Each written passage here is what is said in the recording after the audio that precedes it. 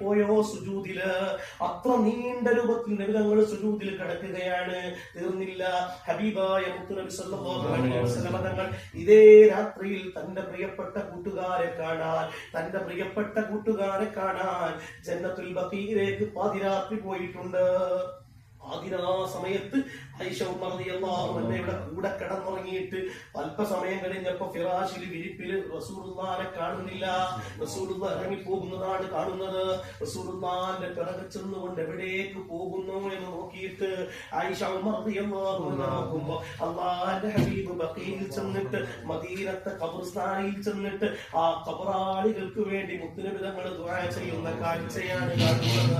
അതാണ് മുത്തുനബി തങ്ങൾ വീണ്ടും തിരിച്ചു വന്നപ്പോ ആയിഷ ഉമ്മ ബെഡിലേക്ക് ഓടി വന്നിട്ട് മുത്തുനബി തങ്ങൾ വരുന്നതിന്റെ മുമ്പ് ബെഡിൽ കിടന്നപ്പോ അല്പം ഒന്ന് കിതപ്പ് കണ്ടപ്പോ ആയിഷ ഉമ്മയോട് ചോദിക്കുന്നുണ്ട്, ആയിഷ എന്താണ് നിങ്ങൾക്ക് ഇപ്പൊ നേരത്തെ ഇല്ലാത്ത ഒരു കിതപ്പ്, എന്താണ് ശ്വാസത്തിന് ഇത്ര സ്പീഡ്, എന്താണ് ഇത്ര കിതപ്പ് എന്ന് ചോദിക്കുമ്പോ ആയിഷ ഉമ്മ റളിയല്ലാഹു അൻഹ പറഞ്ഞത്, അങ്ങവിടെ എഴുന്നേറ്റ് പോയല്ലോ, ഞാൻ ചിന്തിച്ചു പോയത്, ഞാനൊന്ന് ധരിച്ചു പോയത് അങ്ങ് മറ്റെവിടെയോ ഭാര്യമാരുടെ അടുത്തേക്ക് പോയതാണ്, എന്നെ ഒഴിവാക്കിയിട്ട് പോയതാണ്.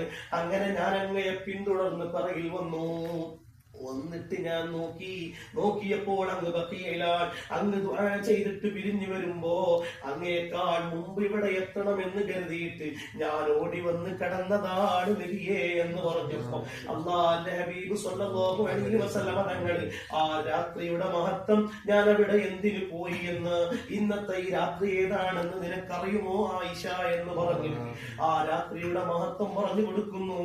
ഇന്ന് ശഅബാൻ 15 രാത്രിയാണ്, വലിയ പുണ്യമുള്ള രാത്രിയാണ്.